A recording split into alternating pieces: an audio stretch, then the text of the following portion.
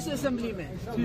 एक तो ये है जो डेलीगेटर्स हजारों की तादाद में पिछले 20-25 साल से दरबदर घूम रहे हैं, जिनके लिए मेरे वक्त में हमने एक ऐसा रोल लाया था, हमने पैसा भी रखा था, मगर सरकार गिरी, वो रेगुलर नहीं हुए।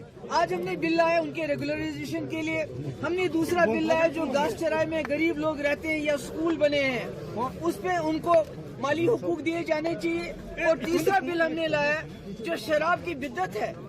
हम एक मुस्लिम मेजॉरिटी स्टेट होने के साथ साथ हमारे नौजवान इस पर ड्रग्स और शराब का पूरी तरह से शिकार हो रहे हैं, जिससे घरों के घर उजड़ रहे हैं। शराब पे बैन लगाने के लिए भी हमने एक बिल लाया है। तो मेरी गुजारिश होगी उमर साहब से कि वो इन बिल को पास करने में पूरी अपनी मदद करें, सपोर्ट करें। और साथ ही जो स्पीकर साहब हैं उनसे मेरी गुजारिश है कि आप स्पीकर हैं, आपका काम है जो मेंबर हैं उनके हुकूक की रखवाली करना, न सिर्फ धमकाना कि आप कोई बिल लाओगे, रेजोल्यूशन लाओगे, बाहर बात मत करो इसके बारे में। ये क्या बात है? जो भी रेजोल्यूशन होगा, बिल होगा, सवाल होगा, वो पब्लिक में जाना चाहिए, उस पर डिबेट होना चाहिए ताकि लोगों में जवाबदेही हासिल हो। उमर अब्दुल्ला खौफजदा है या समझौता चाहते हैं दिल्ली से?